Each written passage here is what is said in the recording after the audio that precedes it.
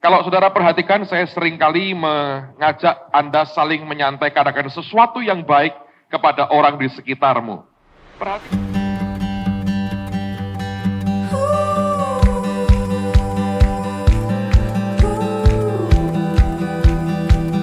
Perhatikan bahwa orang-orang kita ini punya kelemahan.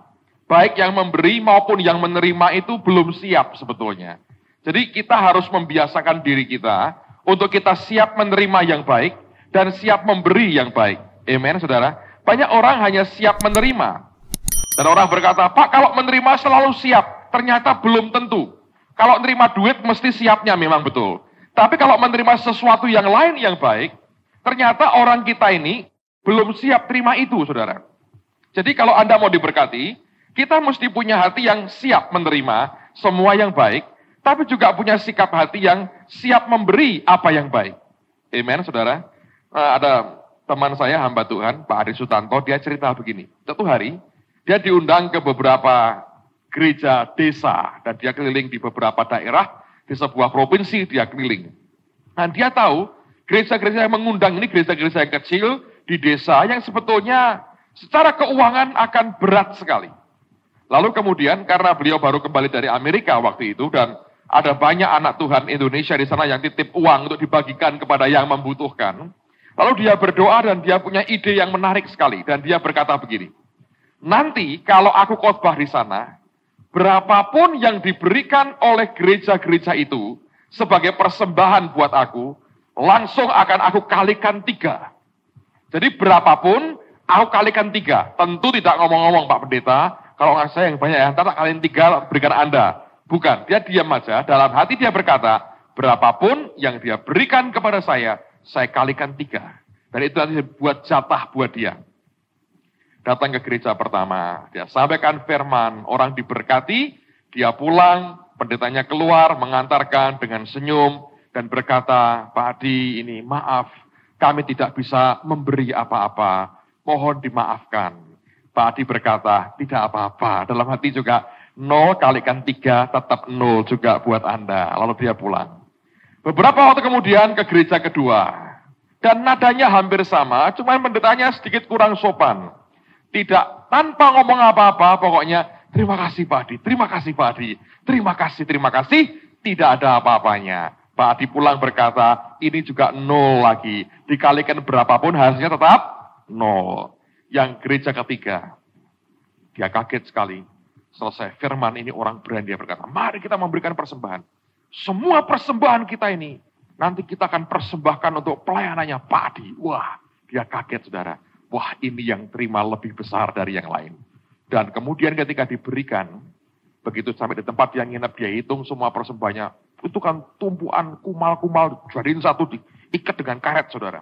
Dia hitung pelan-pelan, sampai perusunilah, sampai batuk-batuk begitu ya. Selesai dia hitung, dia kalikan 3. Dia tambahkan itu. Hari berikutnya dia kunjungi lagi gereja itu. Gembalanya kaget bilang, waduh ada yang tertinggalkah Pak Adi? Ada. Ini ada berkat buat Bapak yang tertinggal tadi malam.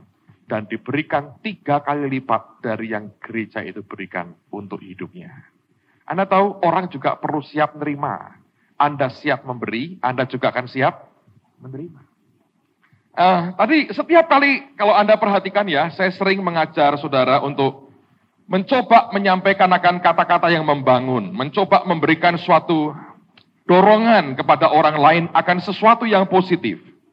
Saya berkali-kali berkata begini, untuk menghancurkan hidup orang, hanya butuh 1 orang yang melukai hati kita luar biasa, mengkhianati kita total, dan sungguh-sungguh berbuat begitu jahat dan keji dengan kita, hidup kita hancur.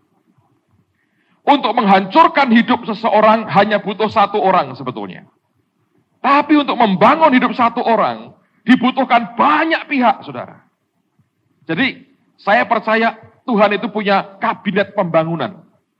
Dan semua kita itu dilibatkan dalam kabinetnya Tuhan.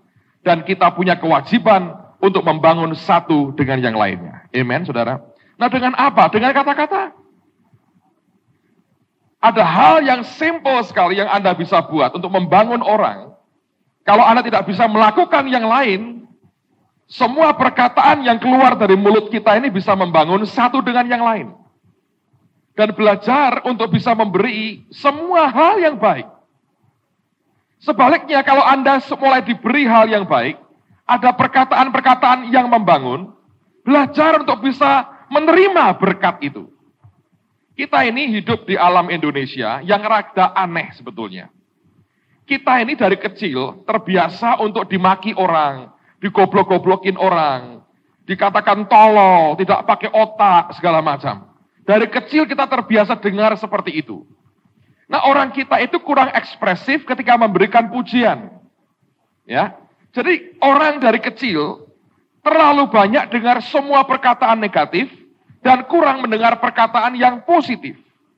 Orang bertanya, kenapa kamu nggak pernah puji anakmu? Entar besar kepalanya. Padahal cuma segitu, gak gede-gede loh saudara kepalanya. Tapi kita berkata, ya itu gak perlu bagi mereka. Manusia itu perlu. Alkitab berkata bahwa perkataan yang menyenangkan itu seperti madu, manis buat hati dan obat buat tulang. Kalau Anda bisa mengucapkan perkataan yang positif, tidak banyak orang rematik di tengah-tengah kita. Amin, saudara. Karena tulang kita makin hari makin sehat. Nah, tapi orang kita ini, saya katakan lagi, terbiasa dengar semua yang negatif, kurang terbiasa dengar yang positif. Sehingga waktu dengar yang positif diberi, itu kayak orang kelabakan. Wah, kamu luar biasa. Hanya berkata, amin, susah. Matanya kemana-mana, saudara. Aneh. Perhatikan aja kanan kirimu. Kalau ada orang dapat pujian, itu muka itu nggak tahu di mana tuh blingsatan, bingung. Coba belajar untuk nerima yang baik. Sudah begitu banyak orang ngutukin kita, kurang banyak orang memberkati kita. Jadi kalau ada orang berkata begini, wah kamu tambah hari kok tambah subur ya. Puji Tuhan, memang orang berkelimpahan. Loh, ya Pak? Kalau orang berkata, loh rambutmu kok sekarang model tinggi begini. Makin dekat dengan Tuhan. Loh, daripada, wah enggak, waduh, kacau. Malah Anda potongi rambutmu, jangan. Orang kalau memberikan pujian, Anda terima dengan baik. Itu Anda bisnis ya, orang berkata, wih kamu kelihatan tambah kaya ya. Saya bilang, wah apa nih susah, begini. Kelihatannya rendah hati toh. Padahal sombongnya luar biasa tuh orang kayak gitu. Kalau ada orang berkata, kamu kok tambah kaya? Loh kamu kok tahu persis loh omonganmu, memang tambah kaya kok aku. Amen? Daripada Anda selalu ngomongin yang tidak baik. Tapi saya belajar saudara sekalian, bahwa tidak mudah kadang-kadang menerima sesuatu yang baik dalam hidup kita. Karena apa? Lihat ya, kita tinggal di lingkungan yang lebih banyak memberikan perkataan yang negatif daripada yang positif. Saya lagi mencoba ini dengan istri saya sesuatu yang baru. Nah, jujur saya berkata sampai tadi sore masih belum berhasil. My good Lord. Saya sampai memohon-mohon, please. Nggak bisa tuh. Belum bisa. Anda mau tahu ceritanya? Oh ini luar biasa. Siapa yang datang waktu Edwin Lewis Cole khotbah di gereja ini? Saya antarin beliau ke Jakarta karena usia sudah 80 tahun, jadi saya antar beliau. Saya paling senang bergaul dengan hamba-hamba Tuhan yang tua-tua begini. Yang muda Pak, ya senang tapi yang muda kan gak memberi api, tapi yang tua itu bagusnya apa? Anda itu bisa melihat ke ujungnya sana. Tuhan itu nanti bentuknya seperti apa. Lihat yang tua itu enak. Sudah matangnya itu matang betul. Kalau yang muda itu masih gembadung. Kadang-kadang ada kecutnya membuat mencret, saudara. Kalau sudah tua itu matangnya itu bagus. Jadi kalau orang tua gini saya anterin sendiri, saudara. Ke Jakarta. Kebetulan pada waktu itu Seninnya saya ada seminar di Jakarta. Jadi kami naik pesawat sama-sama, saya antar sampai Jakarta. Nah, di pesawat terbang, Ed Cole itu kalau ngomong, saudara, puitis sekali. Jadi kalau saya sekarang agak puitis, tapi tidak nyelekutis, saudara ya. Mohon dimengerti, ini ketularan sedikit-sedikit saya, saudara ya. Sudah mulai, jadi kayak Pak Marso, Bu Marso itu bisa agak sedikit puitis, Pak. Ya toh. Kalau nggak bisa, ya mau cobalah dengan Hono Coroko itu mungkin akan sedikit bagus. Ya, gini-gini ya, ini pasangan-pasangan abadi itu makin langka. Yang begini itu harus Harus diteladani, bukan lestarikan ngawur. Dilestarikan. Sampai mana saya sampai lupa nih ngomong apa nih. Ed Cole itu kalau ngomong, saudara, dia bukan tipe orang to the point. Anda kalau beli kasetnya ya, Anda tahu puisi-puisinya buat istrinya segala macam itu luar biasa. Nah, Pak Ardian cerita, pada waktu dari Jakarta kan ke Semarang, ada teman istri hamba Tuhan Jakarta itu ngerti kegemarannya makan es krim. Kalau makan es krim itu kotak yang gede gitu. Dan dia hobinya makan Baskin Robbins. Dan pada waktu dibelikan itu dalam jumlah gede, ketika pesawatnya sudah naik, dia kan pengen makan es krim. Kalau paling gampang kan ngomong pramugarinya, tolong pinjam sendok. Selesai kan? Ini enggak. Memang sastrawan itu luar biasa. Dia ngomong pramugari dipanggil. Datang kan, dilayani. Oh ya, Dokter Cole apa yang dilayani bisa bantu. Dia berkata, kamu tahu, ada seorang ibu di Jakarta yang hatinya begitu baik. Dan dia memperhatikan aku yang sudah tua ini. Sampai dia ngerti kegemaranku apa. Dari tempatnya yang jauh, dia rela datang ke airport. Hanya menjumpai aku untuk memberi apa yang aku gemari. Yaitu ice cream. Dan sekarang setelah kita terbang bersama-sama katanya. Aku ingat akan pemberiannya. Dan aku ingin sekali menikmati apa yang dia beri. Karena aku tahu itu dari jerih payah yang luar biasa. Nah, bolehkah aku pinjam sendok? Ini pramugaris dari ngikuti. Terakhir dia ngomong sama Pak Ardian. Ini minta apa toh Pak tadi? Sendok. Oh lah kok panjang ya, ambil sendok. Jadi sendok pun itu bisa keluar puisinya, saudara. Waktu kami satu kali makan siang sama-sama, dia pesan makanan, di sebelahnya Pak Ardian, saya duduk di depannya. Nah, pertamanya begini, ini orang tua yang baik hati. Istri saya duduk di depannya dia, saya lagi parkir mobil. Waktu saya datang, istri saya geser ke samping, saya duduk di depannya dia. Dr. Cole berkata, aku rasa pemandangan tadi lebih baik dari yang sekarang. Ya, wis wong tua mau apa lagi, saudara. Itu keuntungan orang tua, saudara. Anda boleh ngomong apa saja, kelihatannya berbobot. Karena aku rasa iyalah. Urusan dengan Pak Marso. Ini belum khotbah, saudara. Tenang aja. Saya punya khotbah panjang sekali. Nah, lalu kemudian, setelah dia makan, Pak Ardian, makanannya sudah habis, Pak Ardian pesan lasanya. Baru kira-kira seperempat dimakan. Kan dia ngeliat lasanyanya Pak Ardian, wah tertarik, saudara. Dia ngomong begini, Pastor Ardian, yes, katanya sudah siap. Bilang. Kamu sudah begitu baik melayani aku sepanjang minggu ini. Ya, katanya. Pernahkah aku menyusahkan kamu? Enggak. Pernahkah aku minta hal yang aneh-aneh kepadamu sehingga kamu harus pontang-panting mencarikan? Tidak. Apakah aku ini orang tua yang rewel? Tidak. Apakah engkau senang melayani aku? Iya. Bolehkah aku minta lasanyamu sedikit? Awang tinggal jaluk berpuisi dulu, saudara.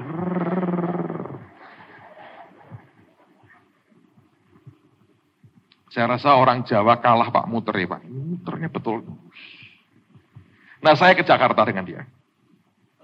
Begitu duduk, pesawatnya take off. Dia ngomong gini, Pastor, bisakah engkau menolong aku sesuatu? Wah, saya sudah diceritani, sudah dengar sendiri, saya bilang, wah ini berpuisi, ini minta apa ini?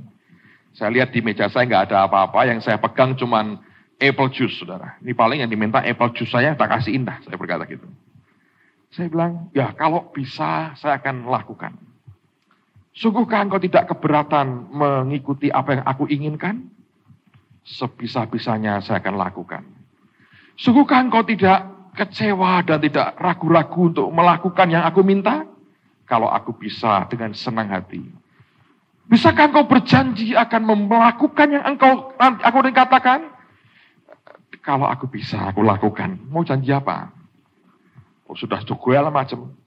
Dia keluarkan tasnya, amplop, saudara. Ini ada uang $1.000. tolong kasihkan istrimu. Bukan buat kamu dan bukan buat anak-anakmu. Kamu sudah janji, anak-anakmu tidak boleh pakai ini. Kamu juga nggak boleh. Ini hanya buat istrimu. Saya bilang, Dr. Cole, kalau aku diberkati semua yang pegang duit istriku. Hari ini saya bilang di dompetku ada duit atau tidak, istriku lebih ngerti daripada saya. Karena pernah terjadi saya keluar kota tidak ada duit di sini, saya tidak tahu. Dia lupa ngasih, saudara. Jadi saya berkata, ini semua dia ngatur. Dia berkata, I know. Saya tahu itu. Tapi bagaimanapun, istrimu itu tetap ingin punya sesuatu yang untuk dia sendiri pakai tanpa merasa bersalah. Saya bilang, kenapa bersalah? Ya kalau dia mau beli parfum misalnya, bagaimanapun yang dia pegang itu kan uang keluarga. Kalau dia beli parfum ingin yang $200, lalu dia ingat terbayang wajahmu, wajah anak-anakmu, dia berkata, aduh sayang ya uang $200, suamiku masih butuh ini, anak-anak butuh ini, udah aku cari yang sedikit kurang enak baunya, $50 deh yang aku beli. Dia berkata, tapi kalau dia pegang uang sendiri, dia dengan bebas bisa berkata, aku mau ini, aku belanja, ini uang dari Dr. Cole, aku bisa belanjakan untuk yang aku mau. Saya bilang, oke, saya sudah janji, apa boleh buat? Oke, saya berkata gitu. Nah, dia berkata begini, dia berikan banyak nasihat. Dia bilang, sehari kamu harus puji istrimu minimal 2 kali. Untuk apa? Dia bisiki macam-macam. Apa itu? Rahasia, saudara. Lalu kemudian dia berkata begini, kamu ngerti, kamu harus menghargai dia lebih dari yang kau buat sekarang. Dia berkata gini, aku ini sudah mati istriku. Kami kawin 50 tahun lebih.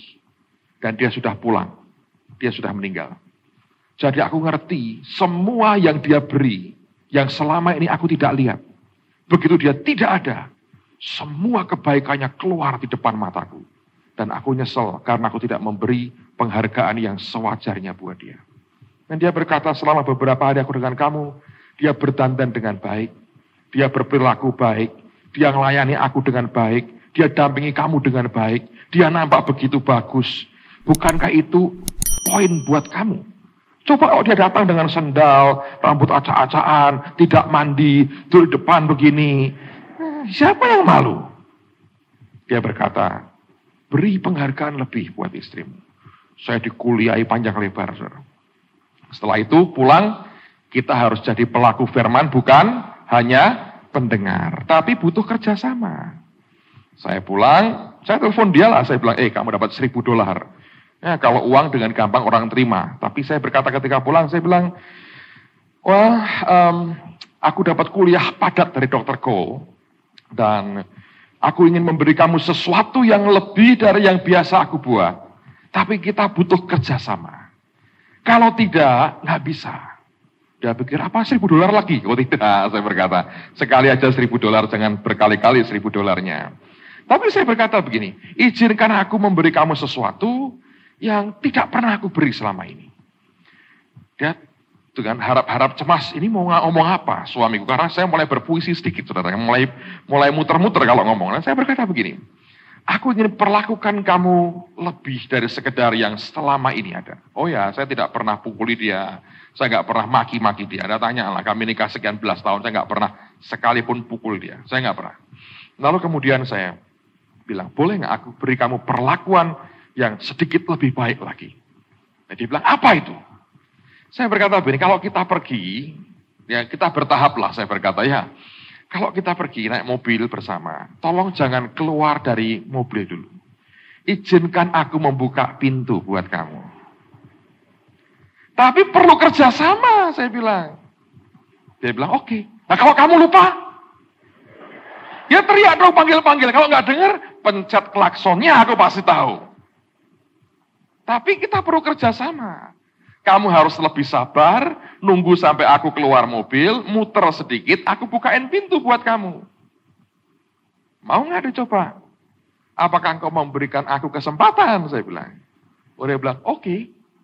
Anda tahu, sudah hampir 2 minggu saya belum berhasil. Mobil belum berhenti, Kopassus kayaknya, saudara. Saya bilang, please. Pernah berkali-kali dia sudah buka pintunya, belum keluar. Saya bilang, please. Oh lupa, tutup lagi. Kayak ketoprak humor.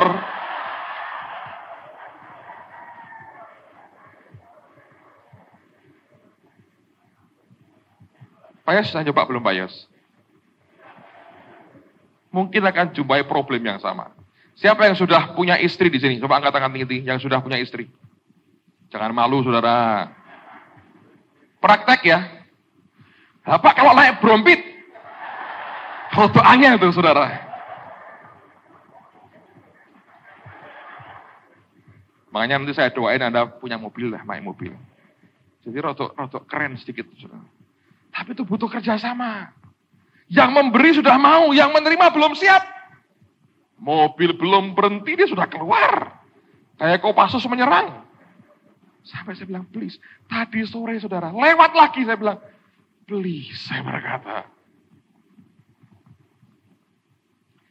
Jadi orang itu bisa menerima juga kasih karunia Tuhan. Istri saya mungkin perlu berdoa untuk menikmati kasih karunia Tuhan seperti ini.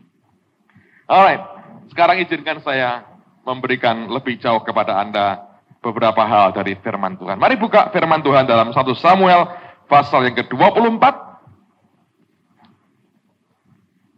Makanya kalau mau punya suami baik itu suruh ngapalin bukunya Ed Cole yang 15 biji itu suruh ngapalin semua. Suruh yang tebel-tebel suruh ngapalin, kalau lulus semua baru Anda pertimbangkanlah jalan bareng dengan dia. Sebelum apal nanti gombal semua hasilnya. Pasal 24, saya bacakan mulai ayat yang pertama, saya mau baca seluruh pasal. Saya mau tunjukkan hal-hal yang Alkitab mau sampaikan buat kita pada malam hari ini. 1 Samuel 24, lihat mulai ayat yang pertama, perlahan-lahan saya akan bacakan, Anda perhatikan di Alkitab masing-masing. Daud membiarkan Saul hidup. Daud pergi dari sana lalu tinggal di kubu-kubu gunung di En-Gedi. Ketika Saul pulang sesudah memburu orang Filistin itu, diberitahukanlah kepadanya demikian, ketahuilah Daud ada di padang gurun En-Gedi. Kemudian Saul mengambil 3.000 orang yang terpilih dari seluruh orang Israel, lalu pergi mencari Daud dan orang-orangnya di gunung batu kambing hutan. Ia sampai ke kandang-kandang domba di tepi jalan, di sana ada gua dan Saul masuk ke dalamnya untuk membuang hajat. Tetapi Daud dan orang-orangnya duduk di bagian belakang gua itu. Ngeri juga loh saudara ya. Raja buang hajat, ini di belakangnya. Alkitab ini kalau ngomong enak loh ya, komplit, to the point. Raja buang hajat, ada di belakangnya. Jelas sekali itu ya. Kira-kira raja kalau, terusin saudara. Itu gak ada makna rohaninya, jangan ditafsirkan apa artinya. Lalu berkatalah orang-orangnya kepada Daud, telah tiba hari yang dikatakan Tuhan kepadamu. Sesungguhnya aku menyerahkan musuhmu ke dalam tanganmu. Maka perbuatlah kepadanya apa yang kau pandang baik. Maka Daud bangun lalu memotong punca jubah Saul dengan diam-diam. Kemudian berdebar-debarlah hati Daud karena ia telah memotong punca Saul. Lalu berkatalah ia kepada bujangnya, orang-orangnya, dijauhkanlah Tuhan kiranya daripadaku untuk melakukan hal yang demikian kepada tuanku, kepada orang yang diurapi Tuhan, yakni menjamah dia, sebab dialah orang yang diurapi Tuhan. Dan Daud mencegah orang-orangnya dengan perkataan itu, ia tidak mengizinkan mereka bangkit menyerang Saul. Sementara itu Saul telah bangun meninggalkan gua itu, hendak melanjutkan perjalanannya, kemudian bangunlah Daud, ia keluar dari dalam gua itu dan berseru kepada Saul dari belakang, katanya, Tuanku Raja. Saul menoleh ke belakang, lalu Daud berlutut dengan mukanya ke tanah dan sujud menyembah. Lalu berkatalah Daud kepada Saul, mengapa engkau mendengarkan perkataan orang-orang yang mengatakan, sesungguhnya Daud mengikhtiarkan celakamu? Ketahuilah pada hari ini matamu sendiri melihat bahwa Tuhan sekarang menyerahkan engkau ke dalam tanganku dalam gua itu. Ada orang yang telah menyuruh aku membunuh engkau, tapi aku merasa sayang kepadamu. Karena pikirku, aku tidak akan menjamah tuanku itu, sebab dialah orang yang diurapi Tuhan. Lihatlah dahulu, ayahku, lihatlah kiranya punca jubahmu dalam tanganku ini. Sebab dari kenyataan bahwa aku memotong punca jubahmu dengan tidak membunuh engkau, dapatlah kau ketahui dan kau lihat bahwa tanganku bersih daripada kejahatan dan pengkhianatan, dan bahwa aku tidak berbuat dosa terhadap engkau, walaupun engkau ini mengejar-ngejar aku untuk mencabut nyawaku. Tuhan kiranya menjadi hakim di antara aku dan engkau. Tuhan kiranya membalaskan aku kepadamu. Tetapi tanganku tidak akan memukul engkau, seperti peribahasa orang tua mengatakan, dari orang fasik timbul kefasikan, tapi tanganku tidak akan memukul engkau. Terhadap siapakah Raja Israel keluar berperang? Siapakah yang kau kejar? Anjing mati, seekor kutu saja. Sebab itu Tuhan kiranya menjadi hakim yang memutuskan antara aku dan engkau. Dia kiranya memperhatikannya, memperjuangkan perkaraku, dan memberi keadilan kepadaku, dengan melepaskan aku dari tanganmu. Setelah Daud selesai menyampaikan perkataan itu kepada Saul, berkatalah Saul, suaramu kah itu, ya anakku Daud? Sesudah itu dengan suara nyaring menangislah Saul. Katanya kepada Daud, engkau lebih benar daripada aku, sebab engkau telah melakukan yang baik kepadaku, padahal aku melakukan yang jahat kepadamu.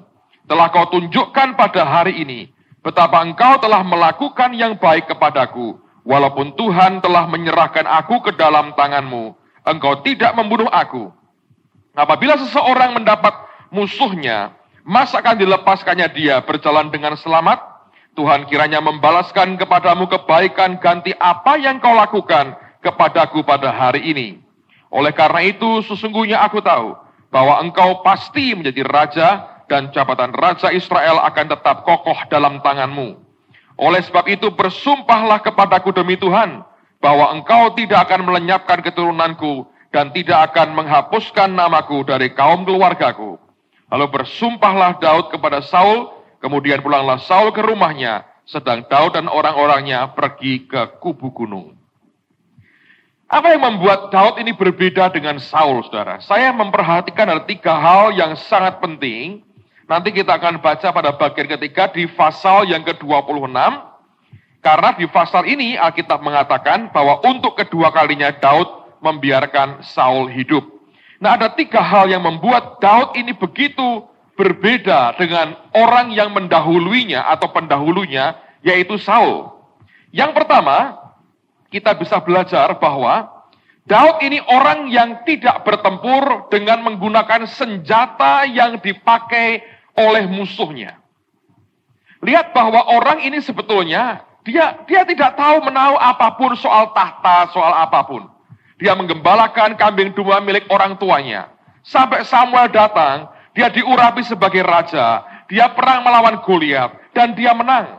Begitu menang, kerjaannya apa? Dia main kecapi menghibur Raja Saul. Tapi Saul yang kerasukan setan, beberapa kali mencoba membunuh dia. Pernah terakhir dia lemparkan tombak ke arah Daud, dan Daud menghindar dari terkaman tombak itu. Nah, perhatikan bahwa Saul mengejar Daud dengan senjatanya. Tapi Daud tidak pernah mau bertempur balik melawan Saul dengan senjata yang sama yang dipakai Saul untuk mengejar akan Daud. Saul melemparkan tombaknya, Saul mengayunkan pedangnya, tapi Daud tidak menggunakan senjata yang sama yang digunakan oleh Saul. Kemenangan yang besar sebagai orang percaya adalah kalau kita tidak terjebak untuk menggunakan senjata yang sama yang setan gunakan untuk menyerang kita. Sebagai orang percaya Anda harus mengerti ini. So kalau tidak, kalau kita terjebak menggunakan senjata yang sama yang mereka gunakan untuk kita tidak akan pernah bisa memenangkan pertempuran kita selama kita hidup sebagai orang percaya. Saya mau ulang lagi poin yang pertama.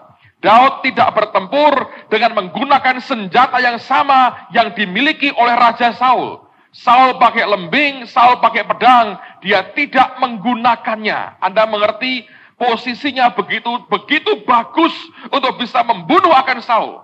Anda tahu orang buang hajat? Sejak kapan orang buang hajat siap bertempur? Dan Daud hanya motong jubahnya saja berdebar-debar.